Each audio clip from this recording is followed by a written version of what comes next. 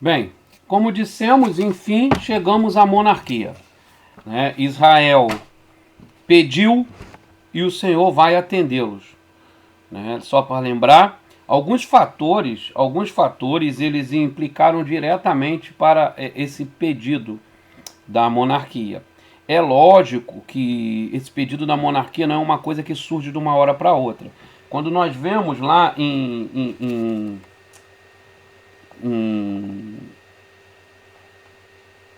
Juízes, no livro de Juízes, no capítulo 8, 23, vamos ler aqui, ó. Livro dos Juízes, capítulo 8, verso 23. Quem trouxe Bíblia, abra sua Bíblia. Quem não trouxe, encosta do lado de um crente aí e vamos ler junto. Livro dos Juízes, capítulo 8, verso 23. Vamos ver o que Gideão diz aqui.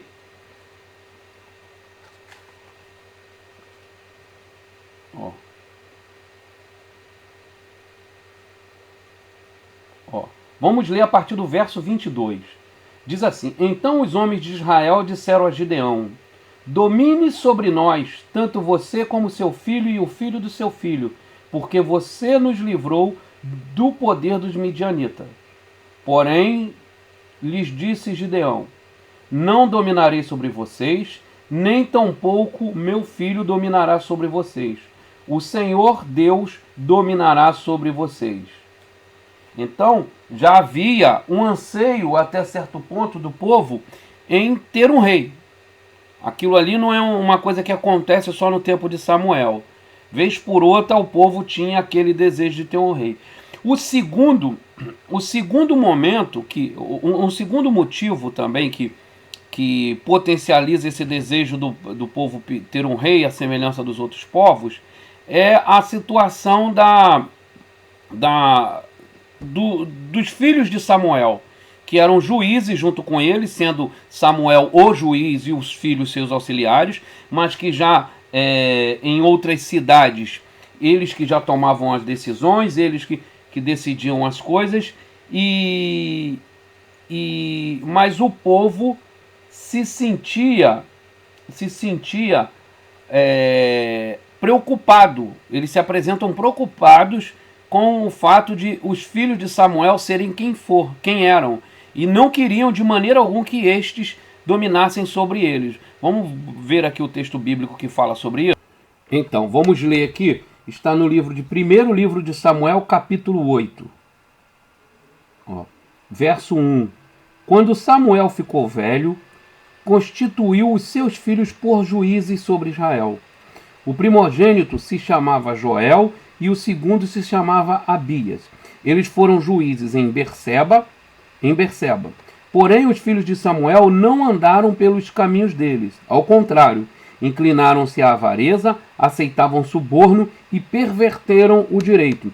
Tudo aquilo que o Senhor, na sua lei, ele é contrário, né? A questão da avareza, a questão do suborno e da perversão do direito, a balança desigual, né? Aquela que o Senhor falava que o juiz tinha que julgar com equidade, com imparcialidade, tanto rico quanto pobre. Então, os filhos de Samuel não seguiram os caminhos do seu pai, não seguiram pelos caminhos do Senhor, sendo todos eles maus juízes. E isso também serviu de encorajamento para que o povo pedisse um rei. Mas mais importante do que isso, o terceiro fator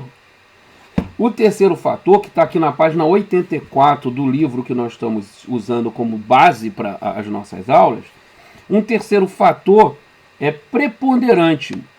Eu quero ler esse parágrafo aqui, página 85. A invasão dos filisteus. Em última análise, foi a ameaça dos filisteus que forçou Israel a introduzir a monarquia, e disto estabeleceram um estado pleno e territorial. Os filisteus eram bem mais organizados e militarmente efetivos que os cananeus. Já haviam forçado a tribo de Dan a ir para o norte, Mas o golpe decisivo aconteceu quando os filisteus cortaram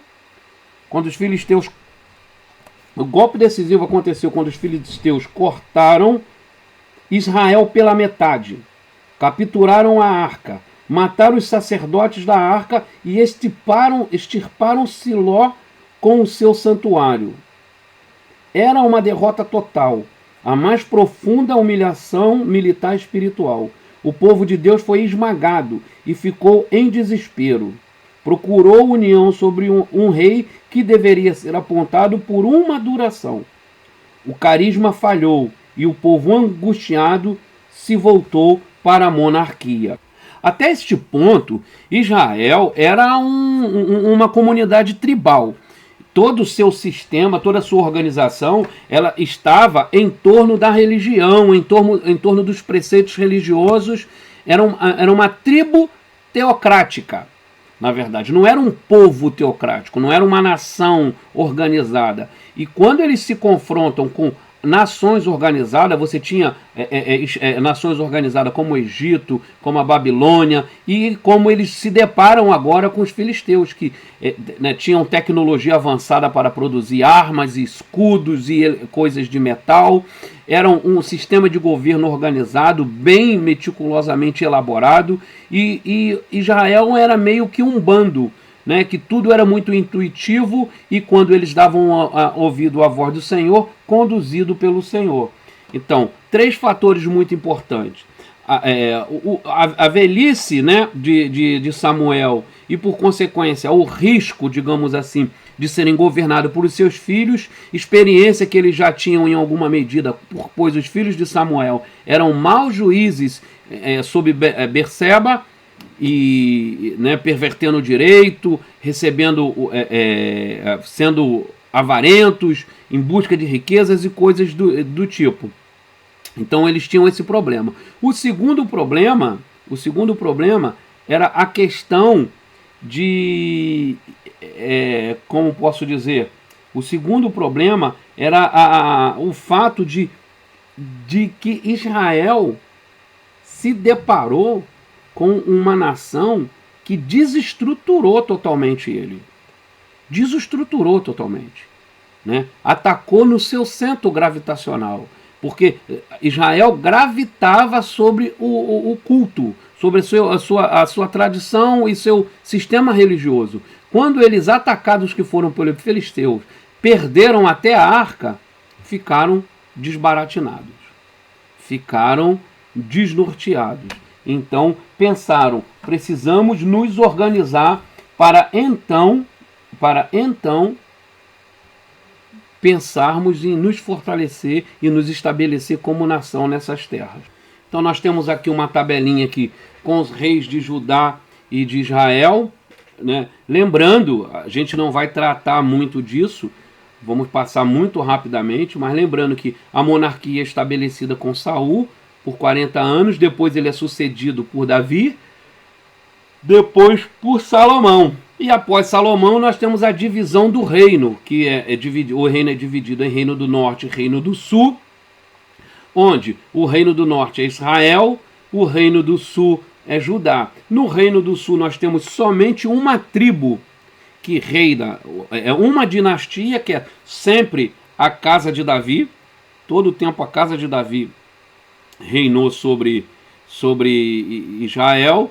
E no reino do norte nós temos várias dinastias, várias famílias reinaram ali, né? Algumas por tempos mínimos, como Salum, que governou 1 mês, Zacarias governou 6 meses. Então a teocracia no lado de Israel foi um fracasso. A teocracia no lado de Judá, reino do sul, ela já foi bem sucedida, ela cumpriu os propósitos do Senhor. Em grande medida ela buscava o direito do pobre, ela julgava com justiça e conduzia o povo a uma adoração ao único Deus, o Deus verdadeiro, Yahvé. Então você vê no Reino do Sul esse aspecto esse aspecto favorável da monarquia. E a partir de então, da divisão do reino, a ênfase do caminho missionário, a ênfase da aliança, ela se concentra no Reino Sul, no Reino do Sul, o Reino de Judá, que é o reino da onde virá o Messias, né, prometido. Seguindo, o pedido de um rei pelo povo era uma rejeição direta à teocracia. Saul representava a escolha do povo, portanto, era uma perspectiva negativa e humana de reino.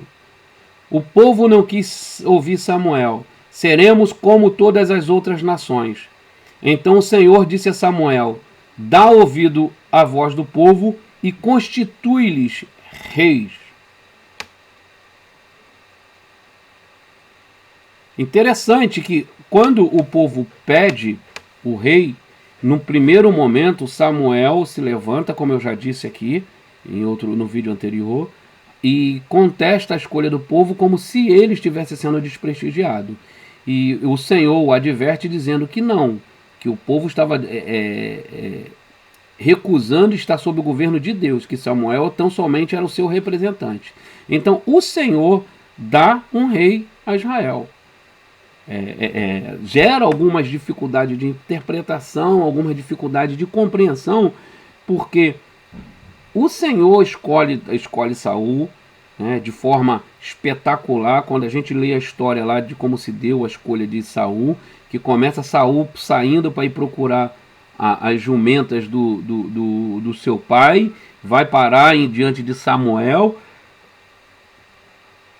Desculpa, meus irmãos, é ungido rei por Samuel, profetiza, entra, né, sai de si sob o Espírito do Senhor, e no final das contas ele tem o seu governo rejeitado pelo Senhor. Então é muito interessante isso. Saul exemplificava bem o porquê o Antigo Testamento via a monarquia negativamente, embora Saul tenha sido designado pela graça de Deus, conforme podemos ver lá em 1 Samuel capítulo 9. Saul falhou em sua obediência parcial contra os amalequitas. Ele falhou em sua impaciência sem esperar Samuel, 1 Samuel capítulo 13, e obteve algumas vitórias contra os filisteus. Ainda assim como você rejeitou a palavra do Senhor, ele o rejeitou como rei, diz o Senhor. Esse foi o juízo que o Senhor inferiu sobre o rei Saul. Em vista disto, Yahvé instituiu um reino permanente da linha davídica. 1 Samuel 13 vai registrar que o Senhor coloca Davi como rei em Israel. Em Davi e seus descendentes vemos os bons aspectos da monarquia. Davi completou a conquista de Canaã, uniu as tribos de Israel, implantou a capital em Jerusalém e levou Israel a uma era duradoura. Deus elegeu Davi para trabalhar sobre o governo dele.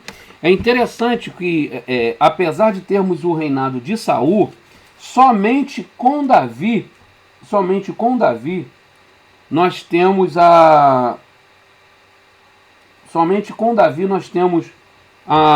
o estabelecimento real da monarquia. Quando a gente está estudando a teologia dos pactos, a teologia da aliança, nós vemos nós dizemos que em Davi nós temos a mais perfeita projeção do que viria a ser o reino do Messias. Em Davi nós vemos essa aliança, o cumprimento da aliança parcial, apontar já com grandes cores o que seria o reinado messiânico. Né? E 1 Samuel capítulo 3, verso 14 diz que o Senhor buscou para si um rei segundo o seu coração, e já lhe ordenou que fosse príncipe sobre o seu povo, porque não guardou o que o Senhor lhe ordenou. Então, já ali o Senhor já avisa que tem um outro rei. E Davi completa essa conquista de Canaã. É muito interessante nós observarmos nesses movimentos de Davi. Davi era até Então, a partir no livro de 2 Samuel, no capítulo 5, nós temos ali o momento em que Davi ele é ungido rei sobre todo Israel. Até então, Davi tinha sido constituído rei sobre parte do povo. Ele tinha sido ungido rei sobre parte do povo. A partir do capítulo 5, Samuel registra que o povo vai até Hebron, todos os príncipes de Israel, e reconhece Davi rei sobre todo Israel. Davi é reconhecido rei sobre todo Israel. Então, A partir de então, nós vemos o estabelecimento de fato da monarquia. Porque Davi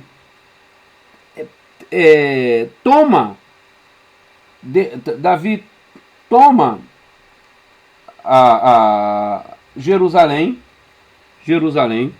e constitui Jerusalém capital.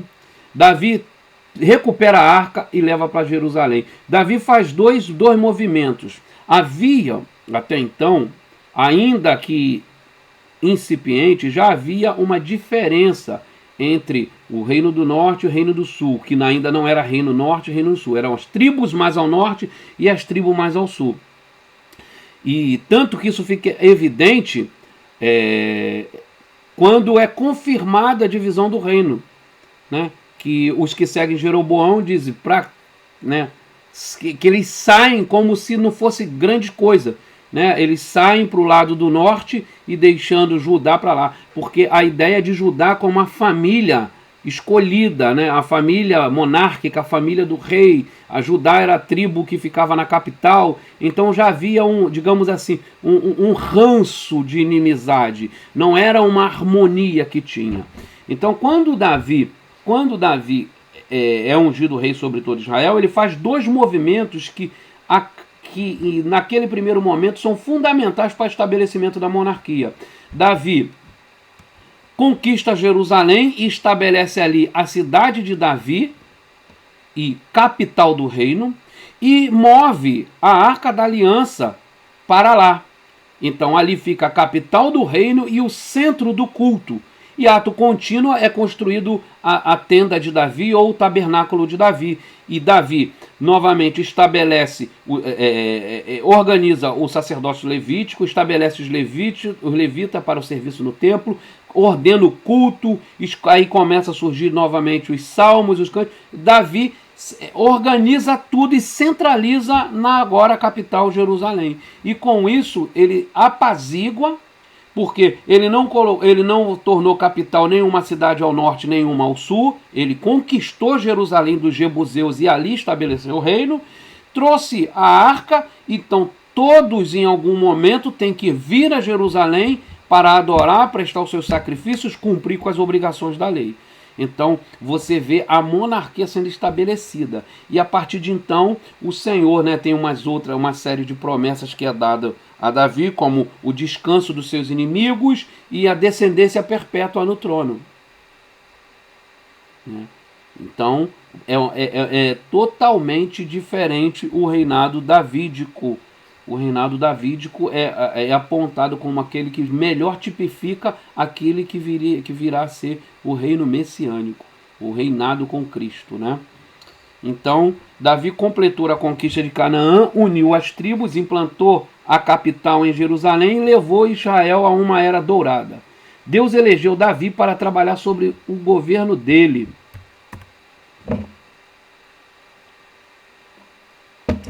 Assim nós voltamos à origem do conceito reino de Deus. Quando, antes mesmo da monarquia, Israel foi eleito para viver sob o reinado de Deus. Dessa forma, o reino davídico se tornou o símbolo visível da eleição de Israel. A aliança com Davi chegou a ser vista como uma renovação e extensão das promessas para Abraão. Como em Abraão, em Davi, todas as nações serão abençoadas. Está lá registrado no Salmo 72. Eu quero ler aqui com vocês as promessas que o Senhor faz a Davi. Segundo o livro de Samuel, capítulo 7, a partir do verso 8, o texto diz assim: Agora diga ao meu servo Davi, assim diz o Senhor dos Exércitos: Eu tirei você das pastagens e do trabalho de andar atrás de ovelhas, para que fosse príncipe sobre o meu povo, sobre Israel. Estive com você por onde quer que você andou e eliminei todos os seus inimigos diante de você. Engrandecerei seu nome, como só os grandes têm na terra. Prepararei um lugar para o meu povo, para Israel, e plantarei para que habite no seu lugar e não seja mais perturbado. E jamais os filhos da perversidade os afligirão como no passado. Desde o dia em que mandei que houvesse juízo sobre o meu povo Israel. Eu lhe darei descanso de todos os seus inimigos. O Senhor também lhe fez saber que ele, o Senhor, fará uma casa para você. Quando os seus dias se completarem e você descansar com seus pais, então farei surgir de você o seu descendente, que precederá você, e estabelecerei o seu reino. Ele edificará um templo ao meu nome e estabelecerei para sempre o trono do seu reino. Eu serei por pai e ele me será por filho. Se vier a transgredir, eu o castigarei com varas de homens e com açoites do filho dos homens. Mas a minha misericórdia não se afastará dele, como a retirei de Saul, a quem tirei de diante de você. Quanto a você, a sua casa e seu reino serão firmados para sempre diante de mim, o seu trono estabelecido para sempre. Então nós vemos aqui, nessa promessa de Deus a Davi, duas coisas. Descanso, três coisas. Descanso dos seus inimigos, um rei eterno e descendência perpétua no trono. Três aspectos, né? Três aspectos muito importantes, acrescidos, né? Ou melhor desenvolvido em relação ao que já fora dito a Abraão e a Moisés. Então, o Senhor estabelece, né, a aliança com Davi em bases semelhantes, mas aprofundadas em relação a que foi com Abraão. O tema do reino davídico olha para um futuro no qual um filho de Davi reinaria sobre Israel e até sobre as nações, trazendo prosperidade, justiça e paz. O reino de Davi apontava para o futuro através da ideia do Messias. Veio a se referir ao descendente de Davi que viria inaugurar o reino prometido, o reino de Deus. É um reino que se estende, que cobre toda a terra. O desenvolvimento do conceito de reino teve um objetivo redentivo através da missão centrípeta, que a gente falou nos começos da aula, né, tudo rodando gravitando em torno de Deus, em torno de Israel, né, Israel como centro, né, como aquela vitrine que é ostentada e todos passam e veem e admiram.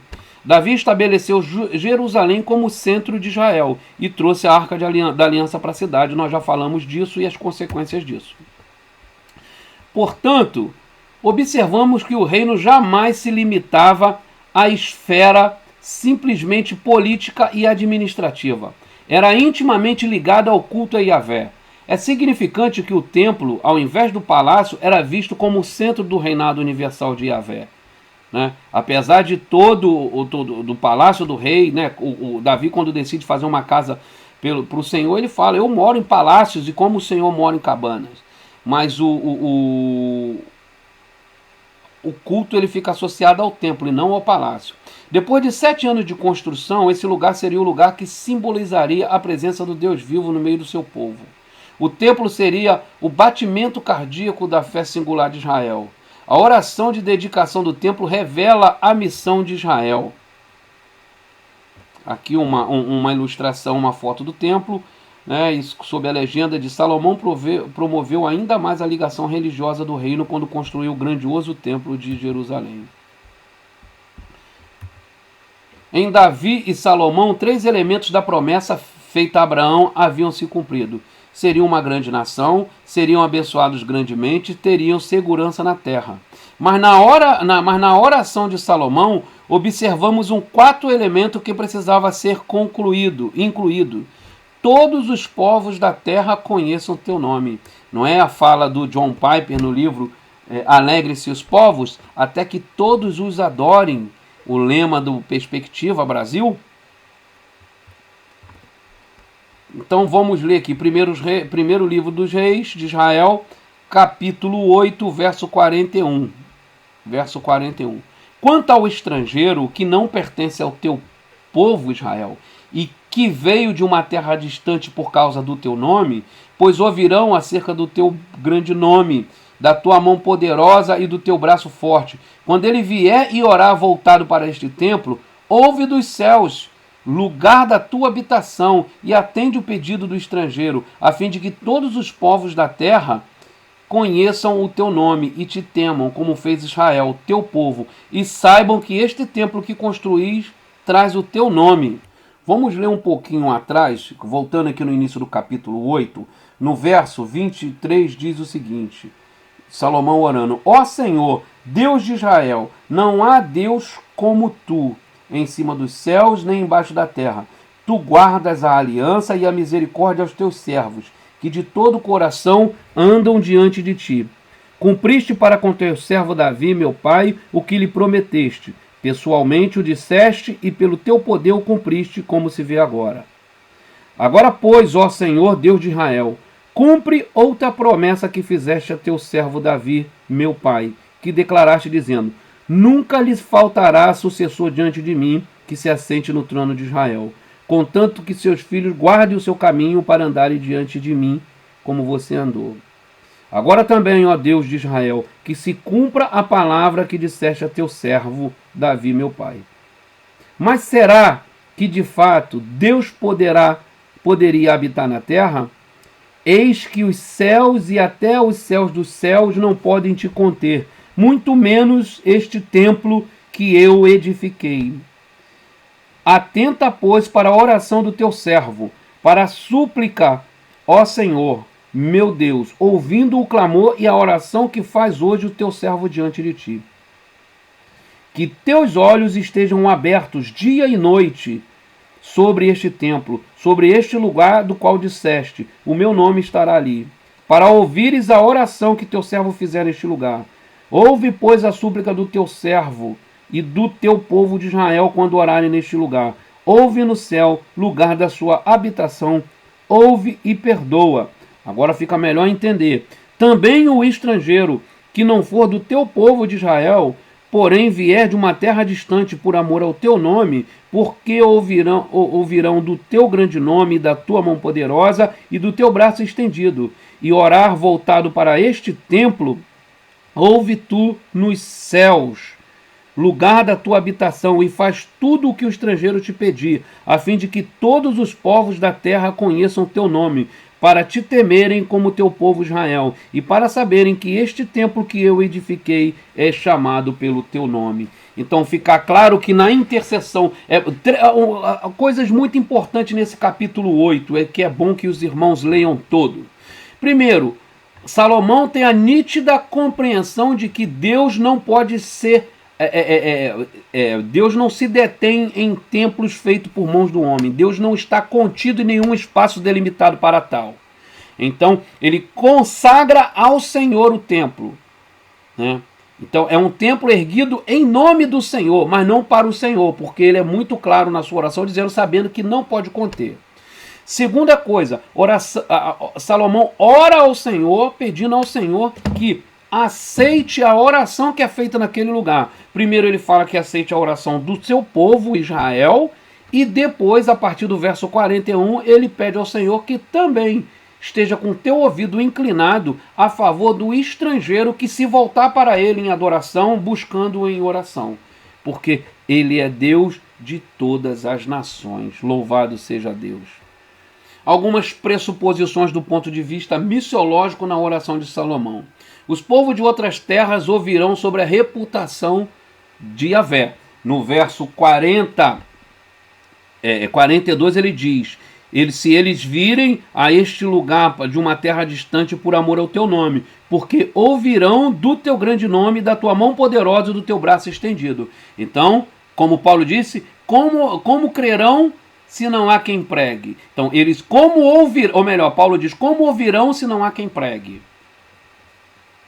Repetindo o conceito, né, a fala do Michael Goren, né, Israel era a vitrine que atraía, que proclamava com a sua forma de se relacionar mediada pela lei do Senhor, ele atraía, ele anunciava ao Senhor. É interessante que quando nós vemos na marcha do povo de Israel para a entrada em Canaã, que quando Raabe tem um encontro com os espias, ela fala que já tinha ouvido dos grandes feitos do Senhor e que temia.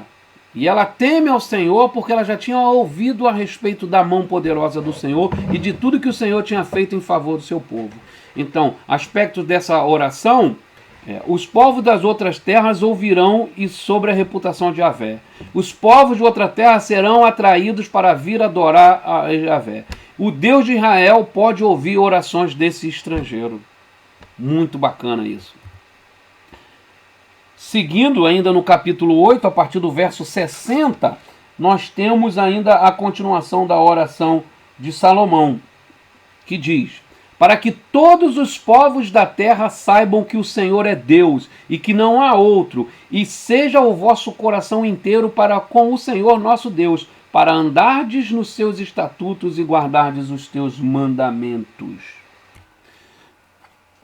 Ainda sobre os pontos, algumas pressuposições do ponto de vista missiológico dentro da oração de Salomão, para se atrair as nações era necessário um comportamento ético e moral de acordo com a lei dada por Yahvé. Então eles tinham que obedecer essa lei no relacionamento com Deus, na sua relação com Deus e também com o teu próximo.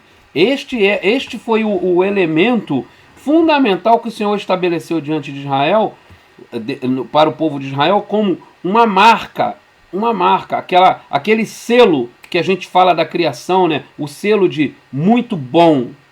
E viu Deus que tudo era bom, que é tudo muito bom. Então o Senhor coloca o selo. Da mesma forma, esse selo de Deus, ele se tornava visível a partir do momento que Israel adotava um padrão ético e moral de comportamento, né? Moldado por essa palavra. Se o mundo deve saber quem Deus é, então o caráter do Deus vivo deve ser visto no comportamento do seu povo vivo. Mais uma vez, isso está contido dentro da ideia de Israel como vitrine. A combinação entre missão e ética é clara. Nossa missão começa quando procuramos viver segundo as suas leis. É aquela ideia, não pode eu dizer que sirvo um Deus que é assim, assim, assim, exige de mim isso, isso e isso, e o meu comportamento, a minha ética é totalmente desconectada disso que eu estou falando. Há uma necessidade de coesão, de coerência, melhor dizendo, entre o que é falado, proclamado e o que é visto por aqueles à sua volta. Seguindo, Jerusalém, o centro político de Israel, adquiriu uma natureza profundamente religiosa, até santa pela presença do templo. De Jerusalém, a justiça, a luz e a verdade seriam distribuídas para as nações. Podemos ver em Isaías capítulo 2 e Isaías capítulo 60. Em Jerusalém todas as nações se reuniriam para adorar o Senhor. Capítulo 66 de Isaías, e como nós lemos em 2 Samuel capítulo 8, na oração de Salomão, Salomão disse que eles seriam atraídos para aquela casa de oração. Através do Shalom de Jerusalém, toda a humanidade se beneficiaria, né? A paz de Jerusalém. Essa é a ideia de orar pela paz de Jerusalém, porque o que está implícito ali é que em Jerusalém, em havendo paz na cidade prometida, na cidade do Senhor, todos terão paz. Zacarias 14, 20, 16. Vamos ler o profeta Zacarias? Livro do profeta Zacarias, capítulo 14, versos do 16 ao 21. Diz assim a palavra do Senhor: a glória futura, a epígrafe aqui, o título diz: a glória futura da cidade de Deus. Todos os que restarem de todas as nações que vieram contra Jerusalém subirão de ano em ano para adorar o Rei, o Senhor dos Exércitos, e para celebrar as festas dos tabernáculos. Se algum dos povos da terra não subir a Jerusalém para adorar o Rei, o Senhor dos Exércitos, esse povo ficará sem chuva. Se os egípcios não subirem nem vierem, ficarão sem chuva. Virá sobre eles a praga com que o Senhor castigará as nações que não subirem para celebrar a festa dos tabernáculos. Este será o castigo dos egípcios e o castigo de todas as nações que não subirem para celebrar a festa dos tabernáculos. Naquele dia será gravado nas campainhas dos cavalos: Santo ao Senhor. E as panelas do templo do Senhor serão como as bacias diante do altar. Sim, todas as panelas em Jerusalém e em Judá serão santas ao Senhor dos Exércitos. Todos os que oferecerem sacrifícios usarão essas panelas para cozinhar a carne do sacrifício. Naquele dia não haverá mais comerciantes no templo do Senhor. Olha só, lembra o que Jesus fez com os vendilhões dos templos? Né? Porque a minha casa não é para isso. Jerusalém seria usada como imagem do céu, destino de Israel, que Israel aguardava. Então, de Jerusalém emanaria justiça, luz, verdade. Em Jerusalém todas as nações se reuniriam para adorar. Todos seriam atraídos a Jerusalém para a sua paz e para cumprir votos ao Senhor, e Jerusalém seria usada como uma imagem do céu. A paz, a abundância, a prosperidade de Jerusalém traria para aqueles que ali vivessem uma ideia das bênçãos futuras no reino que seria pleno. Lembrando, mais uma vez, o que nós dissemos no começo desse vídeo, que a aliança davídica, a monarquia davídica, ela é a que mais se aproxima do que é perfeito. Ela tipifica o reinado, né, de descanso em Cristo Jesus. Continuando.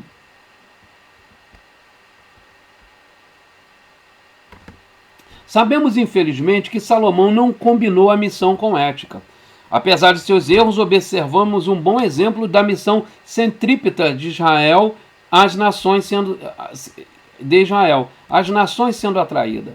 Deus usa Salomão como um instrumento para atrair a Israel às nações. O Salomão recebe príncipes e reis de todos os cantos, né? O exemplo mais famoso é a visita da rainha de Sabá. A rainha de Sabá soube da fama que Salomão tinha alcançado graças ao nome do Senhor e foi a Jerusalém para pô-lo à prova com perguntas difíceis. Disse ela então ao rei: tudo em que eu ouvi ao meu país acerca das tuas realizações e da tua sabedoria era verdade. Bendito seja o Senhor, o teu Deus, que se agradou de ti e te colocou no trono de Israel. Por causa do amor eterno do Senhor para com Israel, ele te fez rei, para manter a justiça e a retidão. É interessante como a Bíblia registra uma percepção dilatada que alguns têm a partir de uma ação de Deus através dos teus servos. Nós vemos aqui esse testemunho da rainha de Sabá. Olha essa última frase aqui do verso 9. Por causa do teu eterno amor para com Israel, ele te fez rei para manter a justiça e a retidão. Isso é uma frase de quem conhece o relacionamento de Deus com o seu povo. Nós vamos verificar esse tipo de reação em Nabucodonosor com relação a Daniel. É impressionante o testemunho, a forma com que Deus usa os seus servos para atrair para si louvor e glória. Deus é sensacional. Em resumo, o conceito de reino através da sua ligação à dinastia davídica, a Jerusalém e ao templo, adquiriu características religiosas e escatológicas. Ele se referia à fé de Israel e à sua esperança orientada para o futuro pela vinda do Messias que inauguraria o reino de Deus. É o que nós estávamos falando, a relação entre a monarquia davídica ou dinastia davídica, né? A ideia de monarquia é o sistema de governo, a ideia de dinastias é a família que reina, né? Então, a monarquia davídica apontando para aquele perfeito, ela é quase perfeita, ela é a sombra mais aproximada da realidade que viria a ser no reino de Deus inaugurado pelo Messias. Nesse sentido que a monarquia com Davi e a sua família, especialmente Davi e Salomão, ela vai apresentar às nações, ao povo, né, um vislumbre do que haveria de vir. Um vislumbre do que haveria de vir. No próximo vídeo nós vamos estar entrando no profetismo em Israel. Nós vemos essa aliança especialmente a partir do reino dividido, né, quando Salomão morre e seu filho sobe ao trono. Nós vemos essa aliança, essa paz, essa adoração, essa prosperidade, ela diminuir ou se extinguir na monarquia de Israel. Que agora, monarquia de Israel e monarquia de Judá. Reinos do norte, reino do sul.